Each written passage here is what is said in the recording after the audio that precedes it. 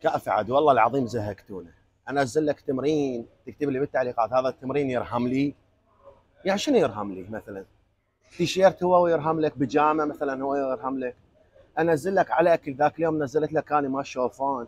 اقول لك الشوفان عنصر غذائي، الزيد من عنده تنقص من عنده، هيك تتحكم به. تقول لي زين انا ايش قد اخذ شوفان؟ زين شلون اقيس لك اياها؟ افوت على البروفايل مالتك، على عدد المتابعين، لو على صورتك مثلا، لو شلون اقيس لك اياها؟ اعطيك له خله خمينه كلش حلوه، هاي راح تحبها. يقول لك انا جسمي كل زين بس عندي كرش. مواظب على الاكل مالتي، النظام الغذائي كلش قوي مالتي. تعال ايش تاكل؟ يقول لك الصبح بيضه، والظهر خاشوقه واحده مال تمن، وبالليل تفاح. او هذا نظام غذائي؟ هذا انت شنو تريد تقتل روحك مثلا؟ هذا نظام غذائي هذا؟ تقول له سعرات حراريه، يقول لك يعني شنو؟ يقول له عندك ميزان؟ يقول لك ما عندي. لك انت شلون مواظب على الغذاء مالتك؟ شلون ضابط الغذاء مالتك؟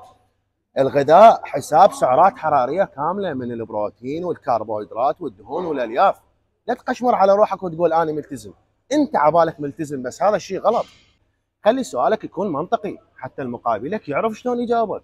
لو تفوت لي تقول لي كابتن يا بروتين يرهم لي، زين انا اعرفك، اعرف عضلاتك، شايف جسمك، فاهم الخطه اللي ماشي بيها انت شنو. شلون راح اقول لك بروتين يرهم لك؟ سؤالك لازم يكون منطقي، ما يصير يرهم لي زين علي، يصير علي. لا ما يصير عليك. انت قياسك سمول هو لارج هذا التمرين. يا اخي خلي سؤالك منطقي، يرحم والديك المقابلك حتى يعرف شلون يجاوبك. صح وياي وتعال خله افيدك.